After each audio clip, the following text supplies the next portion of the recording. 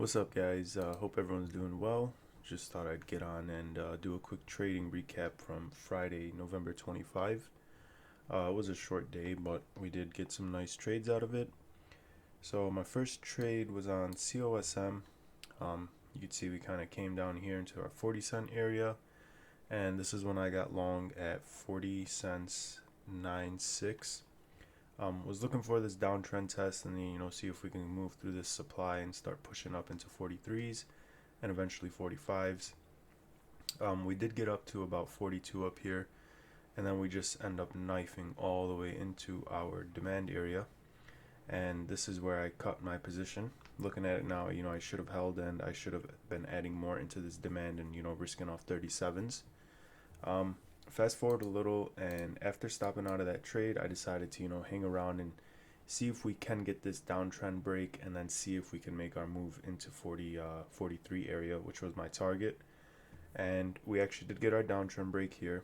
You could see nice volume coming in on this downtrend break.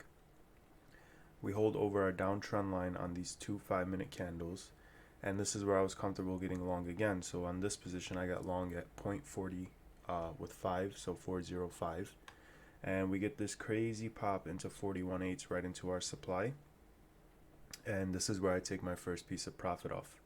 We end up coming back into our EMA, hold our trade line, also confirm this previous resistance area as support right over here, and more buyers come in. We make our move into 43s, and right over here into 43s, I was completely flat on my position, so I was taking profits into 42.4, 43.5, and my final piece came off at 43.5. Yeah, that's right into the close. Reason why I was taking my position off right here is because Friday was a short day and the market was only open until 1 p.m. Eastern. I didn't want to hold into after hours. I didn't know how the action was gonna be, and so I took my last piece off 43, and COSM actually extended into 45 area, almost 40, well 46s, so that was really cool. Target was top of the supply zone, 43s, so we nailed, we lost on this trade, made it all back on this trade, so that was a pretty good trade on my end. um, Looking at it now, I shouldn't have stopped out here. I mean, but following my plan, my plan was to stop below 40. We did put in a lower high, got rejected off our downtrend line, so I'm kind of glad I cut, because who knows that this was gonna bounce off this 37 area. For all we know, if I started adding in here, we could have broke 37, came down lower, and I would have had to take a bigger loss. So I think I managed it pretty well. Looking at it now, once the chart's completed, it's obviously easier to say that, oh, I wish I was adding down here, but in real time, I think I managed this pretty well. Next trade on the day would have been TCDA. This one was actually, let's see, oh, 1 second.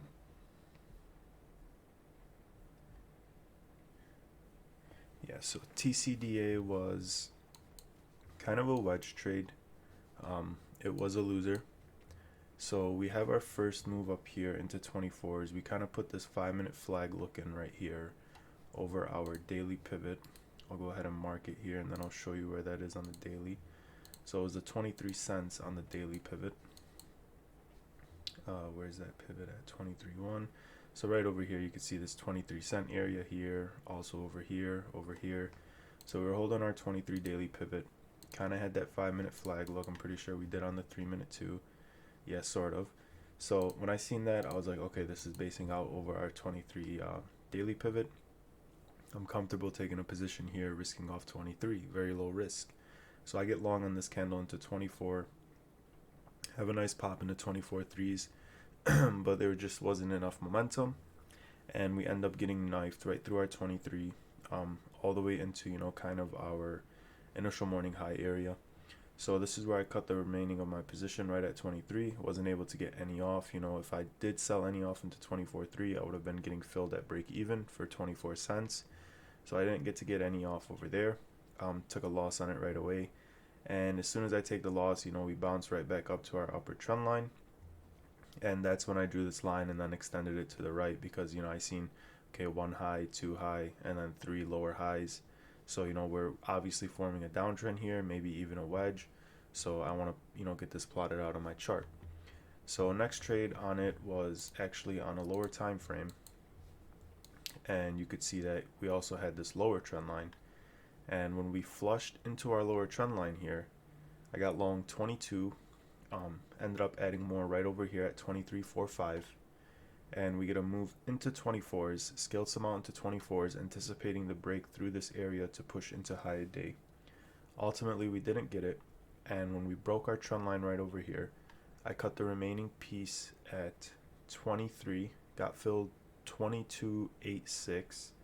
I guess there was some slippage because I see the bottom of these candles are 23s, but my order was filled at 22.86. So this one was, little win, kind of break even on the last piece. I'll take it. We got to make some back from this L, but overall this was a red trade. Looking at it now, there wasn't really much volume on it. This is, one of my rules in my journaling lately has been don't play the names with no volume because you're just going to get stuck in the position. And I find myself continuously playing these low volume, very slow moving names that don't end up working out. And they kind of just get you frustrated during the day because they have the setup, but then you look at the volume and it's just one big volume stick and there's no other buyers or sellers to be found. Obviously sellers took over, we, formed a downtrend, but there's just low volume through the whole, trading session, and I gotta stop doing that. So that's something I gotta note again. Next trade on the day was HLBZ. HLBZ was a nice trade. This one was actually called out by Dom, so shout out Dom for that. We noticed that this 22 area was kind of firming up over here, right over our resistance from pre-market. You could see it was support, broke below, turned into resistance. We broke back above and then started holding it as support. So on this one, I believe it was a 5-minute flag if I'm not mistaken. Kind of 5-minute 3-bar look right here. We'll go to a lower time frame so we can get some confluence on these candles. So right into here, into this 22 area pivot, I was getting long against 22s, risk off 20, very low risk trade. Kind of have that 3-minute flag look here. Not really the cleanest VPA, but on the 5-minute we did have that 3-bar look with better looking VPA. Could see high volume push, low VPA pullback into our pivot, and then high volume push to create new highs into our 26 daily pivot. So right when I entered this one, my mindset was, okay, I'm going to risk 2 cents on this trade. I want to at least tap that 26 daily pivot, and I'll go up there and show you guys that pivot right over here. You could see 26 over here, acted as support here. Once it broke, it acted as resistance, and you could see we came up to test that on Friday, November 25. So we have our 5-minute 3-bar. I was getting long against 22s. Low VPA pullback into the pivot that was previous resistance. So very, very nice over here. So we get long 22.97, so right about 23 cents right up here. And as soon as I get long, we have a nice push into 23, high 23s. Start taking some off 24. Took more off 25.8s. So right up into here, 25.8s. Took more off 25.75. Didn't get any off into 26 because I was almost on my last piece already, and I wanted to see if we could, push through 26s and get that 30 cent tap, which would have been in this area over here, right against this resistance. Ultimately, it didn't happen, and that's when I actually went over to my 1-minute. You can see I had my trend line drawn, and right over here, when we actually broke our trend line, I cut my remaining piece at 24.2. So right when we break our trend line and we start flushing out of it, cut my remaining piece at 24.2. We ended up curling. This could have broke here and went, but this would have been the signal for me to get out of my trade and to move on to the next one. There was some buyers off the 23.7 previous high day pivot, but if you did get long over here, you really only got about 2 pennies in profits, and sure, risk to reward is kind of nice there, but right when I seen that trend line break, I was like, okay, I'm gonna move on. This trade is done for me. And on that one over there, HLBZ, that was a nice 14% win at the highs. You can see we called it out in Goblin Gang. Really nice play. Kind of a flag look here on the one as well, now that I notice it.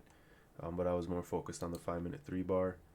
And, you know, Phineas, he's a member, he was on it. Dom was on it as well with us, so really nice there. And then comms, this was the one in the end of the day where I alerted in Goblin Gang. That was on the downtrend break. I said grab light COSM on this downtrend break, not expecting a crazy move, but if we get one, we will be early. Low risk, we'll scale more into strength over VWAP. Obviously, I didn't scale more in because, you know, we were coming into the close of the day and I didn't want to hold a position into after hours. One of the trades I had also was on SPY. We played the 0 DTE 401 puts. Got them for about, I believe they were 5 cents or so, or maybe 6-7 cents. Ended up getting 78% out of them. Had a, you know, a good amount of contracts. So I'll walk you through that trade before I move on to Cal. So SPY, really simple. We have this, you know, trend line over here. It was adjusted, but I'll go ahead and draw it again. So we kind of have this trend line over here, and I'll go back to this picture for some reference. So you could see, you know, we have a trend line right here, and I actually got short right here. I got short on the puts, and I end up stopping out of the puts into high day right here. And then that's when I noticed we had this 402.93 level. And I'll go ahead and show you where this level is from. You can see this level from yesterday, well, from Thursday, I should say, not yesterday. And you can see that we had like 3 taps at this level and we got rejected. So when I zoomed out on my chart, you know, I was kind of zoomed in just like this, and I got stopped out over high day. So that was like a 20% loss on those options. They were 0 DTE, so, you know, they move really quickly. So I got stopped out of them. And then when I noticed this level, I'm like, okay, you know what? Maybe right here would be the smarter, you know, area to go short for the push into 402s. I was looking for 402s because that was my demand area. And I'll get a screenshot and show you why I said that was my demand area. 1 second.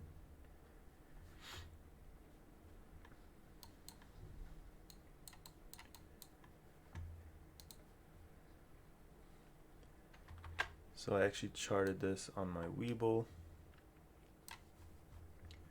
and I'll go ahead and show you that.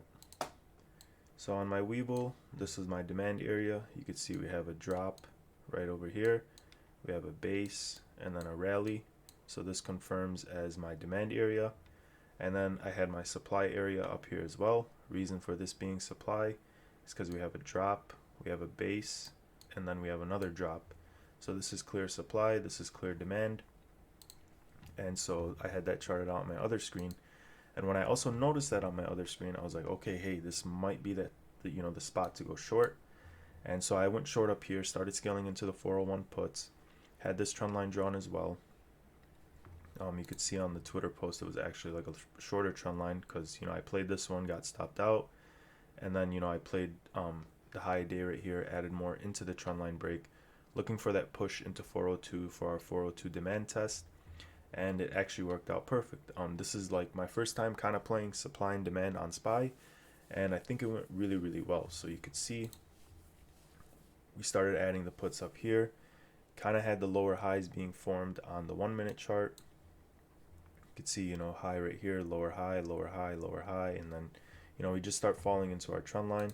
Then ultimately we break our trend line and just have this crazy move down into our lower trend line to create this trend line over here and into our 402 demand area. So this was a really nice trade. I've found consistency with these trend line breaks, even though, you know, sometimes they reverse and you have to take the loss. But overall, they've been very consistent and they've been treating me well. So I will continue to play them. But this was a nice 78% win on the 401 puts. They were pretty cheaper contracts, so I was able to grab a lot of them. Excuse me. But yeah, so that was a nice trade on SPY. Really nice trendline break. You know, I've been playing these for like 2 weeks now if you've been watching these reviews, and they're really, you know, simple, and the profit's nice on them. So like if you catch a trendline break on SPY or even a a large cap and you see SPY coming down with it, I think it's something you guys should try taking. So we went over all these. Last one on the day would have been Cal. Cal was, I believe this was a loser if I'm not mistaken. Yes, it was. So Cal, I noticed this this 12 cent area from pre-market, acting as significant support. We nailed the trade on it yesterday, and I was looking to see if some traders would maybe recycle it. And we were holding this pre-market low very well. Also lines up with these lows over here. Also this previous high over here from 2 days ago, which would have been, this would have been Thursday morning. Anyways, so we're holding these previous resistance areas as support, and you could see we have 1 tap, 2 tap, 3 tap, 4, 5, and then 6, and so I'm thinking, damn, 6 taps, this area is well established support. It's a very good level. We should risk off of it and we should get long down here. So that's exactly what I did. So coming into the morning, we have our flush into our 12 cent area. You can see nice wick, indicating buyers are down there. And that's where I got long. I got long 12.5, added more 12.2. So right into this pivot, got long 12.2, added more 12.5. Then we have a sharp rise into 12.9, 13s. Didn't get any off. I was looking for that reversal trade. Maybe see if we can test this trend line over here that was formed. I believe it was from yesterday. Yeah. So if you connect these highs, you can see we also had this down trend line. So I was looking for the move into that upper trend line over here to take my first piece off, and then see if we can ultimately open up and go for that gap fill. The reason why is this gap fill still hasn't been filled. So I was looking for okay, maybe we catch a bottom reversal and then we get that push. Ultimately, we still couldn't fill that gap even after this rally, so that's why I was looking for that, if we could break out of the downtrend. Ultimately, we did put in just a lower high, got rejected off 13, which was also pre-market resistance, and we end up coming down, and we crack our 12 cents, and this is where I stop out on my position at 11.8. And we come back up, retest our 12 cent area, get rejected again, and now the challenge will be getting back over 12 and then reclaiming 13 for this name in the future. Looking at it now, on the daily, we do have a nice inside bar. So, we could see some action moving into this upcoming week. But if there's not obvious momentum or volume, I don't think I will play it. I don't want to get faked out in any position or anything. With that being said, those are all of my trades from Friday, November 25. Hope you guys enjoyed, and I hope you guys are preparing to kill it this week.